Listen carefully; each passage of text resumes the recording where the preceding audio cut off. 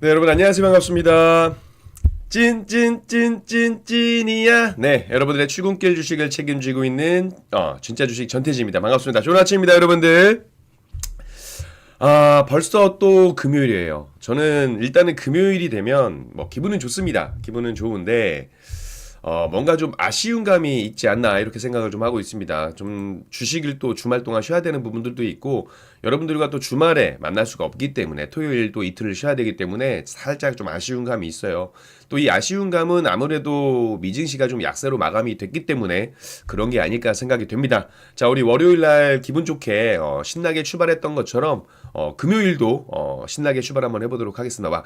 시장이 조정을 받던 혹은 뭐 안 좋은 이슈가 나오던 아니면 최근에 좀 약세를 보여주던 그런 것들을 떠나서 일단은 우리가 좀 좋은 생각을 많이 해야 되고 긍정적인 생각을 많이 해야 그 긍정적인 기운이 우리한테 들어온다라고 저는 생각을 하고 있습니다. 자, 앞서서 김성현 대표님 고생 많으셨고요. 이제 2부 저와 함께 출근길 조식 함께 하시기 바라겠습니다. 자, 우리 다 같이 인사 한 번씩 하고 출발 한번 해보도록 할게요, 여러분들. 네, 정혜진님 반갑습니다. 안나왈님, 김상리님, 연리치님, 찐실비아님, 진진이님, 마리텔님, 찔레공주님 모두 반갑습니다. 좋은 아침입니다.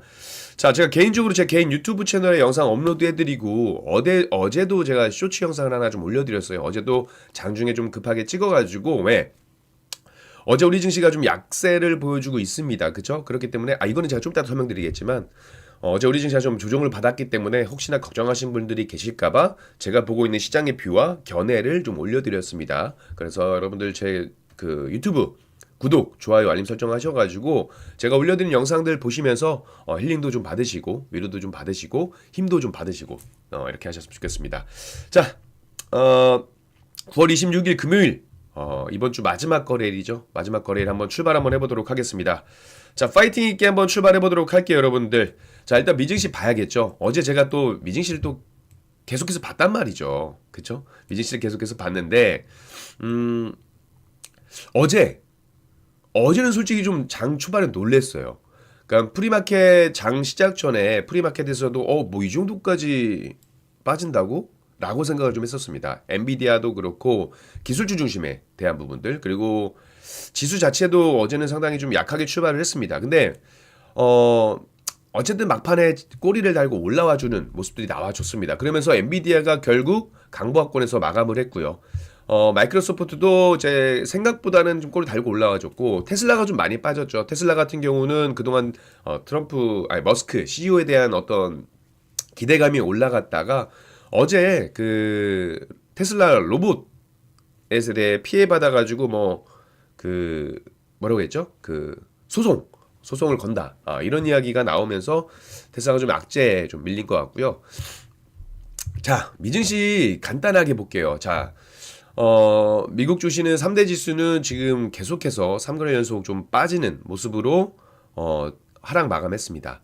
자, 그래서 어제 같은 경우는요, 일단은 GDP 성장률 확정치가 발표가 됐고, 그리고 고용 지표가 좀 발표가 됐습니다. 그러면서 금리 인하 기대감이 약화됐어요. 무슨 이야기냐면 금리 인하 명분이 조금 떨어지고 있다라는 겁니다. 그래서 투자자들이 어떻게 되겠습니까? 위험 회피를 하게 되겠죠. 왜? 금리 인하를 명분이 없어졌으니 우리가 생각했던 금리 인하가 조금 더 떨어질 수 있겠구나. 그렇죠? 그렇게 되면 그러니까 증시에는 부정적인 요소로 작용할 수 있기 때문에 위험 선호에서 위험 회피로 어떻게 보면 스탠스를 바꿨다라고 보시면 좋을 것 같습니다. 근데 이게 주식이란 게 원래 좀 그래요. 우리가 최근에 AI 버블론, AI 갖고도 엔비디아 가지고도 많은 이야기를 나왔잖아요. 엔비디아 올라갈 때 엔비디아 짱이야, 최고야, HBM 없으면 안 돼 라고 하면서 올라갈 때마다 버블론이 계속 나왔었고 그럼에도 불구하고 엔비디아는 올라가다 보니까 그래 뭐 실적에 대한 부분들 의구심이 있지만 그래도 괜찮아. 결국 엔비디아는 올라갈 거야. 이런 느낌들의 어떤 계속 입장들이 바뀌는 부분들이 있거든요. 그렇게 투심이 바뀔 수밖에 없는 겁니다. 주식은 투심에 의해서 많이 좀 움직이기 때문에 지금도 마찬가지예요. 지난주 고용지표와 지난주 경제지표, 이번 주 고용지표와 이번 주 경제지표에 따라서 다르게 해석이 될 수 있고 그에 따라서 미국 증시도 조정이 나올 수 있는 구간이라는 거죠. 그렇기 때문에 다만 그게 대세 하락으로 이어질 거라고 저는 아직까지는 보지 않습니다. 어찌됐건 그러니까 결론적으로 봤을 때 어제는 그렇게 위험 회피 선호가 좀 더 강했다. 이렇게 보시면 좋을 것 같아요. 그러니까 경제 지표들이 좀 좋게 나오다 보니까 미국 증시가 괜찮네. 근데 이게 반대로 지표들은 금리 인하 완화를 했지만 경제가 좋기 때문에 경제 완화를 할 수도 있는 금리 인하를 할 수도 있는 겁니다. 이거는 달라요. 어떤 포인트를 가지고 어디에 중점을 두고 있는지에 따라서 달라집니다. 아시겠죠? 자, 일단 GDP 성장률 확정치가요. 전기 대비 연율 3.8%로 잠정치 대비 0.5%나 상향을 했습니다. 그죠? 1분기 마이너스 성장에서 급반등했던 것이다라고 보시면 좋을 것 같고, 그리고 고용 지표. 최근에 연준은 고용 지표에 좀 중점을 두고 있다라고 말씀을 좀 드렸는데, 어제 보니까 지금 신규 실업보험 청구 건수가 신규 실업 청구 건수가요 21만 8천 건이 나왔습니다. 그러니까는 전주 대비 14,000건이 좀 감소된 것으로 나온 거고요. 지금 연속적으로 2주 연속 줄어든 거죠. 그러면서 2개월 만에 최저치로 후퇴를 했다라는 거예요. 고용 지표도 상당히 좋았다. 경기 흐름이 경제 지표가 상당히 좋았기 때문에 어떻게 보면 경기가 좋기 때문에 금리 인하에 대한 당위성이 떨어질 수밖에 없다라는 겁니다. 그리고 또 하나 최근에 엔비디아 오픈 AI 계약에 대해서 버블론 의심이 됐잖아요. 제가 어제 말씀드렸죠. 오픈 AI가 과연 그런 돈을 낼 수 있는 5천에서 6천만 불을 댈 수 있는 자금이 있느냐 이러면서 의심이 제기됐다라고 말씀을 드렸는데 어제는 또 미국 클라우드 인프라 기업 오라클이 오픈 AI와 초대형 계약을 체결한 것에 대해서 의구심이 제기가 됐습니다. 그러면서 AI에 대한 어떤 거품론이 어제도 시장을 좀 짓눌렀다 이렇게 보시면 좋을 것 같아요. 근데 뭐 엔비디아가 꼬리를 달고 올라왔다라는 것 자체만 보더라도 강하긴 강하구나라는 걸 좀 느끼실 수 있지 않을까 이렇게 생각이 되고 있습니다. 네, 이영애님, 백동열님, 조주현님, 네 반갑습니다. 긍정적 마인드가 좋으나 3,500불 선불. 그러니까요. 이게 정말 저도 오늘 기사를 보고 좀 화가 나는 게 앞서서 김성현 대표님께서 말씀해 주셔가지고 저는 좀 간단하게 말씀드리면 3,500불은 선불 상호가세 내리는데 전제 조건이다라고 이야기를 했고요. 3,500불 500만 불 내라는 거죠. 그렇죠? 우리나라는 이제 통화 스와프를 해달라 이런 걸로 어쨌든 양쪽이 이제 이해차가 간극이 좁혀지지 않고 있습니다. 여기에다가 또 지금 미국 상무장관이 우리 정부하고 대미투자액을 증액하라고 얘기했다라는 부분. 이게 최악을 택할 거냐 차악을 택할 거냐의 기로에 서 있지 않나 생각이 되고 있습니다. 우리나라 외환보유고 봤을 때 힘든 거라는 건 알고 있을 거고 우리나라 정부도. 자, 그럼 증액에 대한 부분들 오케이. 그럼 증액을 해준다라고 한다면 통화사업으로 해줄래? 라고 한번 물어봐야 되지 않을까. 저 개인적으로 그렇게 생각을 하고 있어요. 참 어렵습니다. 근데 이렇게 생각을 합니다. 그거 말고도 오늘 이재명 대통령 속보 관련된 이야기가 좀 계속 나왔었어요. 저 투자 세일즈를 나서고 있고 그리고 북한 관련된 이야기도 했었고 북핵에 대한 이야기도 했었고 그리고 주가 조작에 대한 어떤 엄정한 대응 이런 것들을 하고 있다라고 좀 어필을 좀 했거든요.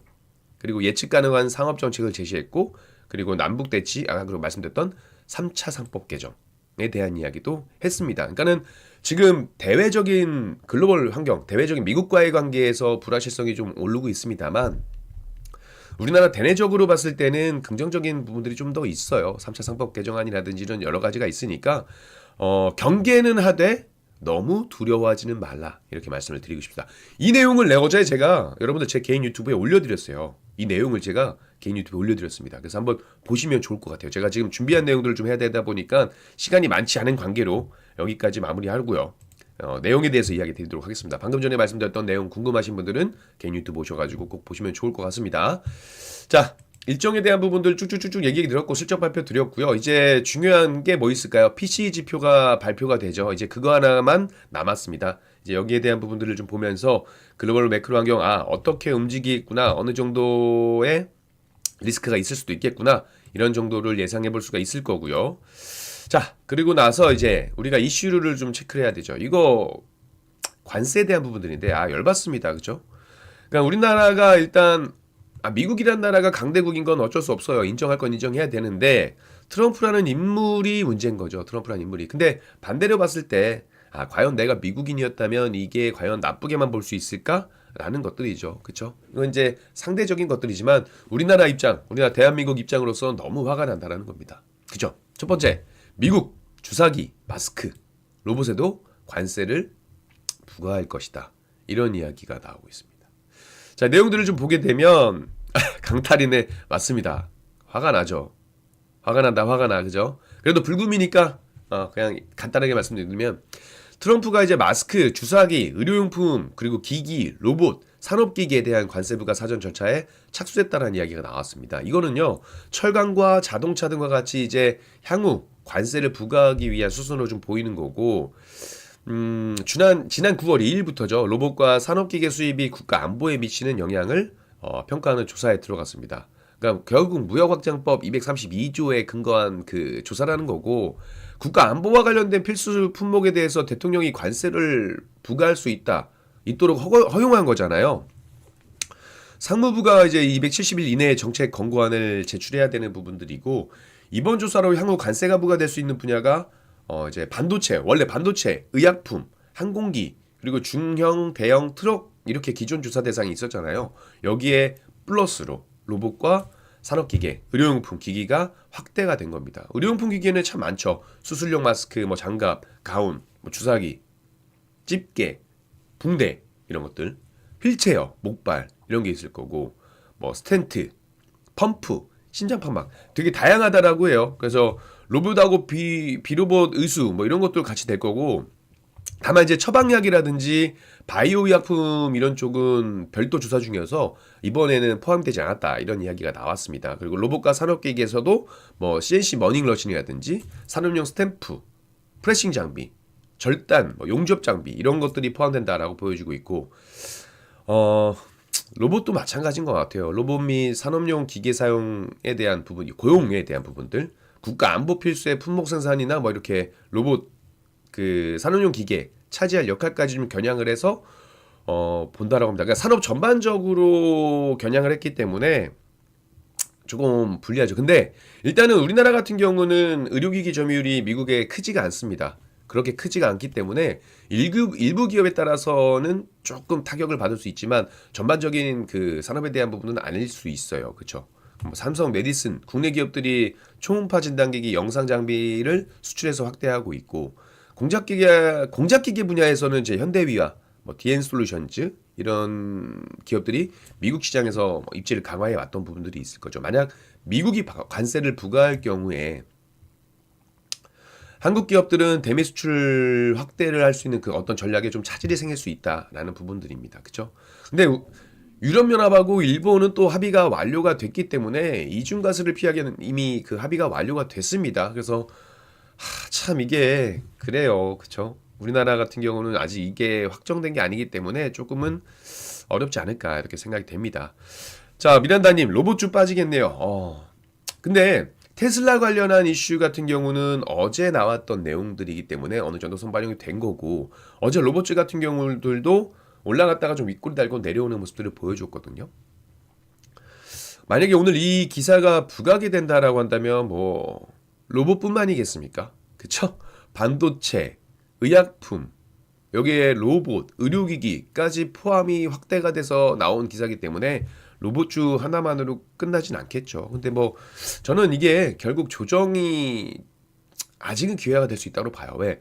지금 3,500만 불 선불에 대한 부분들, 뭐 사무부에서 대미 투자 증액에 대한 부분들 지금 그리고 협상에 대한 부분들 계속 이루어지고 있기 때문에 결국 미국도 바보가 아닌 이상 알 겁니다. 그죠? 물론 미국이 우리나라 사정을 100% 봐줄 거냐? 그건 아니겠지만 어느 정도 윈윈할 수 있는 결과물들은 나오지 않을까? 변동성은 그러지 않을까 이렇게 생각이 되고 있습니다. 백동열님 은혜를 알아야 그쵸? 미국이 좀 그렇긴 하죠. 네, 제가 미국을 선호하는 국가, 물론 이제 미국이 중국보다 미국을 좋아하는 건 맞습니다. 그쵸? 그렇지만 은혜를 알아야 이것도 모르는 것 같아요. 제가 모르겠습니다. 이거는 우리나라가 그래도 조선에 대한 부분들 이런 것 여러 가지를 많이 했었었는데 그런 거 보면 좀 억울한 부분이 많죠. 그쵸? 에이 기분 나쁩니다. 그죠? 나쁜 건 나쁜 거고 그것 때문에 우리가 또 이 불금을 망칠 수는 없겠죠. 불금은 또 불금대로 보내야 됩니다. 자, 이거예요. 왜 그래도 우리가 좀 기분 좋게 볼 수 있느냐. 자, 계속해서 버블론이 나오면서 반도체 관련된 고점이구나, 버블이구나, 어떡하지? 이런 우려들이 계속 나오고 있단 말이에요. 근데 엔비디아도 어제 보시면 물론 아직 완벽히 상승 추세를 탄 건 아니지만 아랫꼬리를 달고 올라와 줬다. 어쨌든 그 견조하게 자리를 지켜주려고 하는 모습들이 나오고 있다라는 거죠. 그렇기 때문에 너무 우려는 안 하셔도 된다라고 말씀하는 겁니다. 다만 저 같은 경우도 유연하게 대응을 좀 하려는 편이거든요. 그래서 지금 조정이 조금 더 나올 거라고 한다면, 기술적으로 조정이 좀 더 나올 수밖에 없는 구간이라고 한다면요, 여러분들 그 조정을 대비하는 게 맞습니다. 상승보다는 뭐 단기적이라도 하락에 대비하는 그런 전략들도 가져가실 필요가 있어요. 가지고 있는 종목 단기 조정일 수 있으니까 그냥 떨어지는 거 가만히 두고 보시는 거 아닙니다. 그럼 안 됩니다. 주식은 대응의 영역이에요. 아시겠죠? 자, 일단 반도체는요, 4분기 이제 수출 기업, 올해 4분기 수출 기업 체감 경기가 반도체, 무선통신기기 부품, 선박, 주력 사업을 중심으로 개선될 것이라는 전망이 나왔습니다. 이거는 한국무역협회 국제무역통상연구원이 발표된 보고서, 4분기 수출산업 경기전망조사 보고서에서 이렇게 품목별로 나온 이야기들이고, 15개 품목 중에서 6개 품목 수출 여건이 개선될 것으로 조사가 됐습니다. 특히나 반도체 메모리 단가 회복, AI용 반도체 수요에 입어서 반도체 업황, 그리고 조선 마스가 LNG 프로젝트, 이런 부분들도 있을 거고, LNG는 제가 좀 더 이따가 말씀드리도록 할게요. 이런 부분이 나올 겁니다. 그래서 최근에 시장이 AI 버블론이라든지 파워르장의 그 고평가 논란 때문에 기술주 중심으로 조정을 보인 바가 있습니다. 근데 월가에서도 조정에 대한 부분 조정이지만 AI 산업에 대해서 회의적으로 보진 않습니다. 그렇죠? 반도체에 대해서 긍정적인 평가들이 쏟아내고 있어요. 그렇죠? 대부분 애널리스트들이 장기적 그 강세를 전망하는 그런 부분들을 보고 있습니다. 그 요인들에 대해서 말씀을 드릴 건데, 일단 첫 번째는요, HBM 수급인데 가장 포괄적으로 봤을 때는 HBM뿐 아니라 이제 범용, 고부가 램, 그리고 낸드 플래시, 이에 강한 수요가 나오고 있다는 겁니다. 그러니까 AI 반도체왕이 당초 수혜가 집중됐던 HBM을 넘어서 이제 범용 메모리, 그리고 스토리지 제품군까지 확장되고 있다라는 겁니다. 그게 바로 이제 이런 것들이에요. 그쵸? 그러니까 최근 글로벌 증시에서 가장 주목받고 있는 이슈 중에 하나인 거고, 이런 반도체 산업의 내러티브 변화가 주목이 될 수밖에 없다라는 겁니다. 그쵸? 자, 수급. 데이터 센터 투자가 이어지고 AI 추론의 어떤 메모리, 스토리지 수요가 급증하면서 아까 말씀드린 것처럼 HBM, DRAM, NAND 공급 부족이 심해지고 있다는 거예요. 자, 공급 부족이 심해지고 수요가 늘어나면 어떻게 되겠습니까? 자연스럽게 고스란히 제품 가격이 상승할 수밖에 없다라는 거죠. 자, 두 번째, 기술 설계의 다변화예요. AI 그 반도체는 HBM이 거의 주인공이었어요. 주연이었어요. 탑이었습니다. 그쵸? 나머지는 부진할 것이다라는 기존의 논리가 근데 최근에 뒤집히고 있다라는 거예요. 맞습니까? 루빈 플랫폼 같은 경우도 HBM4, GDDR7, LPDDR 기반해가지고 소캠을 혼혈한 구조를 처음 도입한다라고 이야기를 했고, 소캠도 마찬가지죠. 전력 효율 개선이라든지 저전력 관련된 부분들이 있기 때문에 새롭게 나온 차세대 메모리 표준이란 말이에요. 맞습니까? 더 나아가서 뭐예요? 테슬라는 이제 최근 X에서 삼성전자랑 함께 개발 중인 이 칩에 대해서 HBM을 선택할지 아직 정하지 않았다라고 이야기를 했습니다. 그러니까 물론 고대역폭 메모리 HBM이 여전히 옳은 선택일 수는 있지만 반드시 HBM을 쓰는 것만이 정답은 아니다라고 일을 하게 했던 거예요. 그렇게 보면 HBM에서 이제 기술적인 부분들, 설계적인 부분들이 이제 확장성으로 다른 부분들까지 올라가고 있다는 겁니다. 그렇죠? 이것뿐만이 아니에요. 반도체 저승사자라고 불리는 이제 월가의 그 기업들도 스탠스를 좀 변경하고 있고, 모건 스탠리도 마찬가지로 이제 메모리 겨울을 이야기하다가 이제 좋을 것이다라고 이야기했습니다. JP 모건도 마찬가지예요. JP 모건도 데이터 센터, 결국 데이터 센터하고 AI예요. JP 모건도 데이터 센터 그 확장과 AI 연산 수요로 인해서 메모리 반도체 업황이 2027년까지는 좋을 것으로 전망을 했습니다. 자, 이런 부분들이 있다 보니까 지금 단순히 단기적인 버블론에 대해서 조정이 나오는 것들에 대해서는 너무 걱정을 하시는 것보단 오히려 좋은 기회로 삼아야 되지 않을까. 뭐 우리나라 전반적으로 지수에 대한 부분의 조정 보세요, 여러분들. 차트 잠깐 보면서 말씀드릴까요? 자, 보시면 제가 지금 업종 차트, 코스피 차트를 좀 보면서 말씀드리겠습니다. 자, 지난 4월 9일 이후요. 많이 올랐어요. 4월, 5월, 6월, 7월, 8월, 9월 6개월 가까이 올랐습니다. 그러면 적어도 6개월 가까이 올랐으면 우리 인간적으로 어느 정도 조정은 물론 여기서 박스권의 흐름들을 보이긴 했습니다만 그래도 이렇게 올랐으면 잠깐 인간적으로 건전한 조정 한 번쯤 나와도 이해할 수 있잖아요. 그쵸? 오히려 이런 것들을 기회를 봐야겠죠. 그렇다고 해서 지수가 뭐 대세 하락까지는 아직 안 봅니다. 중장기적으로 봤을 때는 좀 상승이 맞다라고 봐요.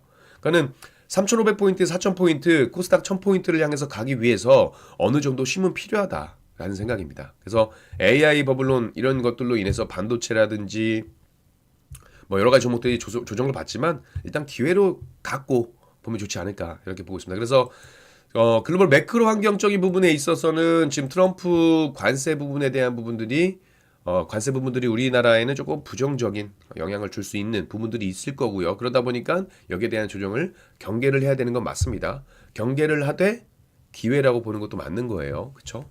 아마 제가 드린 말씀 무슨 어떤 말씀인지 아실 거라고 봐요. 아시겠죠? 저 같은 경우는 그저께 수요일인가요? 저는 수요일 날 저희 그 VIP 가족분들 모든 종목을 다 매도했어요. 전부 다 수익 실현했습니다. 수익인 종목도 수익 실현, 뭐 손실인 종목도 손절 처리하면서 모든 종목을 물론 수익으로 마무리했습니다만 정리하고 제 포트를 가져갈 준비를 하고 있어요. 어제 그래서 포트를 재정비를 했습니다. 그래서 시장에 대한 변화가 조금 있으면 여러분들 유연하게 대응하셔야 돼요. 조정이니까 삼성전자 조정 많이 올랐으니까 아직 수익이니까 기다리는 게 아니죠. 내가 이만큼 수익을 먹었는데 조정이라고 해서 내 수익을 폭을 이만큼을 줄이는 게 아니죠. 이거 먹고 내려가서 다시 하면 돼요. 아시겠죠? 유연하게 대응하시면 된다. 이렇게 말씀드리겠습니다. 자, 첫 번째, 두 번째는 어떻게 보면 매크로 환경, 그러니까 전체적인 시장에 대한 흐름들을 주도할 수 있는 내용들을 말씀드렸다면 세 번째, 네 번째는 역시나 개별적인 종목, 이슈에 대한 이야기를 드려보도록 하겠습니다. 자, 미국 알래스카 LNG 사업 한일과 협의 중.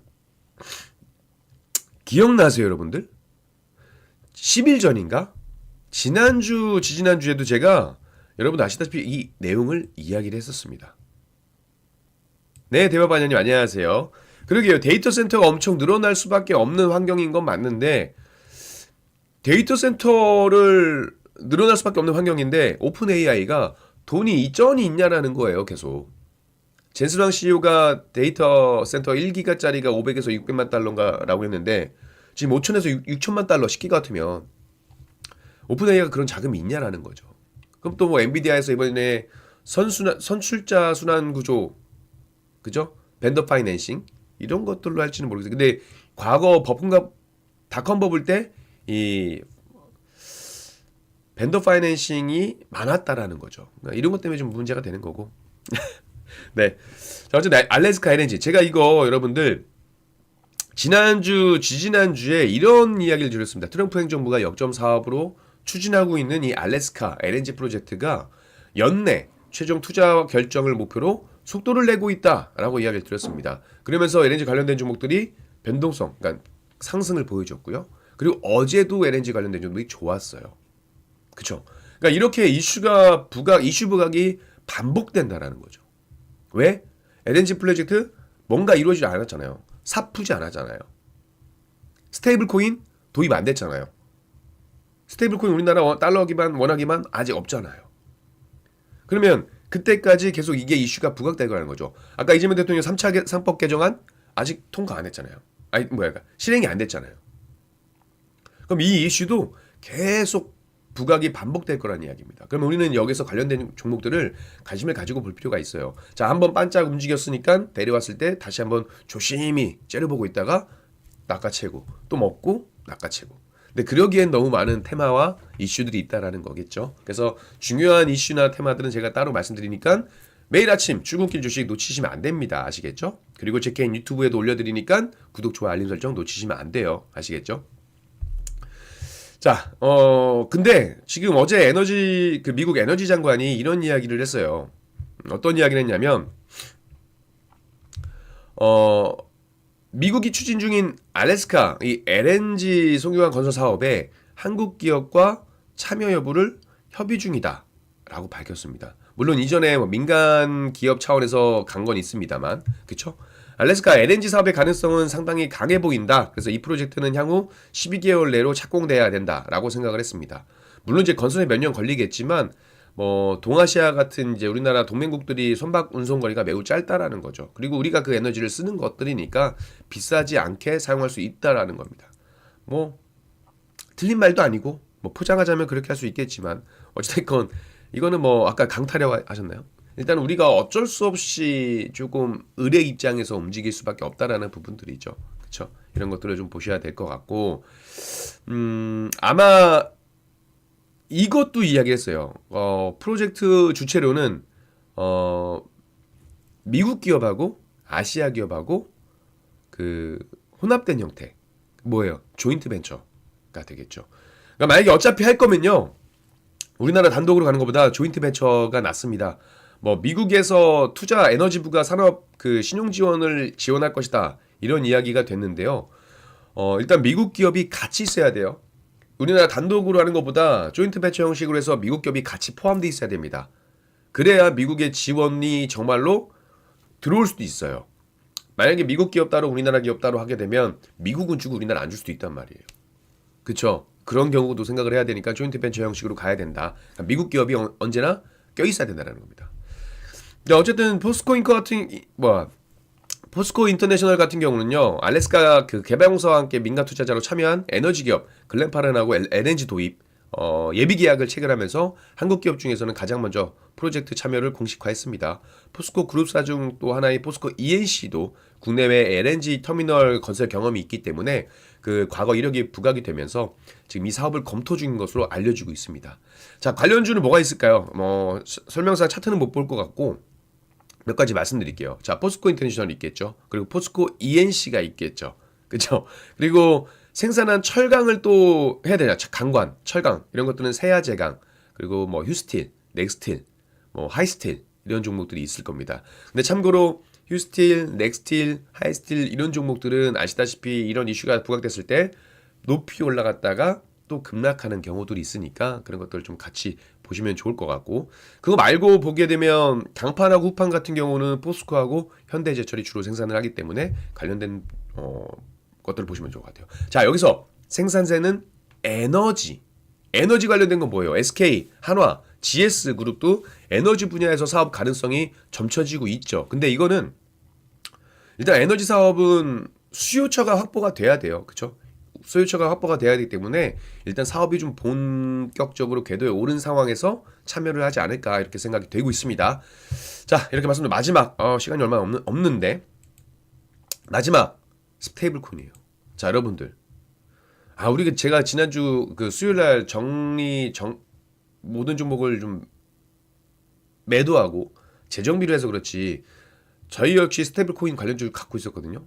어제 급등이 나와서 좀 아쉽긴 합니다만 제가 스테이블 코인주 저는 스테이블 코인 관련된 종목을요 실질적으로 우리 VIP 가족분들하고 사고 팔고 여러 종목들을 가지고 그 종목들로 수익을 만들어냈어요. 근데 아마 제가 이거 스테이블 코인을 여러분들한테 이슈를 계속 말씀드리면서 여러분들한테 어떤 테마성을 강조한다는 것보다요 보세요. 움직였잖아요. 분명히 저와 같은 관심도를 가지고 혹은 이 방송을 보시고 스테이블 코인이 실질적으로 뭐가 없지만 어쨌든 주가가 이렇게 움직이는구나 라는 걸 보시고 차트를 보셨다면 분명히 관심을 가지고 수익 내신 분들이 있을 겁니다. 그분들 일단 축하드린다는 말씀을 좀 드리겠고 자, 지금 스테이블 코인이 계속해서 부각이 되고 있습니다. 더불어민주당에서 24일 날 스테이블 코인 TF 태스크포스를 출범을 했죠. 그쵸? 태스크포스를 출범을 했고 다음 달 1일에는 금융 디지털 자산 업계하고 간담회도 할 계획입니다. 법제화를 추진 계속한다는 이야기예요. 그리고 어제 같은 경우는 네이버하고 업비트 운용사인 두나무하고 포괄적 주식 교환을 추진한다라는 기사가 나오면서 네이버, NHKCP, 다날, 헥토파이낸셜, 쿠콘 관련된 종목들 네이버 이런 종목들이 다 올라갔단 말이에요. 만약 이렇게 되면 두나무가 네이버 파이낸셜의 어떤 100% 자회사로 거듭나고 네이버 파이낸셜, 두나무 이런 식으로 되겠죠. 이렇게 됩니다. 포괄적 출시 뭐 되는 거고 일단은 회사가 없어지고 이런 것들은 아니에요. 그죠? 합병되고 이런 건 아니고 이전처럼 유지되면서 모기업하고 자회사처럼 지배구조가 형성되는 개념으로 보시면 좋을 것 같습니다. 물론 네이버 파이낸셜 주주들이 보유한 지분율은 희석될 전망이죠. 희석되겠죠. 근데 그것보다 두나무 기업 가치를 봤을 때 두나무 기업 가치에 좀 더 베팅을 했다라고 보시면 좋을 것 같아요. 만약에 두나무를 품게 되면 네이버와 네이버페이는 쇼핑부터 금융, 암호화폐 거래까지 우리 소비자가 일상 영역 대부분을 아우르는 앱, 그 슈퍼앱으로 거듭날 수 있다라는 거죠. 그쵸? 수익성이 우수하고 네이버 연결 실적에도 긍정적으로 나올 수가 있겠고 그리고 TF 출범했기 때문에 스테이블코인 정책 마련하고 관련 법 제정을 추진하기로 하게 되면 스테이블코인 관련 네이버 그리고 가상화폐, 두나무 이 두 기업의 시너지 효과가 기업이 될다는 겁니다. 그죠? 그리고 스테이블코인 발행사 테더홀딩스 기업 가치가 지금 자금 조달을 추진 중인데 거래가 성사되면 테더의 기업 가치는 오픈 AI, 스페이스X와 맞먹는 수준이라고 합니다. 그렇기 때문에 계속 우리나라만 좀 못할 뿐이지 다른 나라들은 지금 열심히 스테이블코인에 관련된 이야기를 하고 있다라고 보시면 좋을 것 같아요. 자, 제가 준비한 내용은 여기까지고 자, 한 주 동안 고생 많으셨고요. 여러분들 오늘 하루도 성공 투자하시길 바라겠습니다. 지금까지 한국기준TV 와운의 전태진 파트너였고 이어지는 우리 한수 파트너님과도 열심히 공부하시길 바랄게요. 자, 여기서 인사드리도록 하겠습니다. 감사합니다.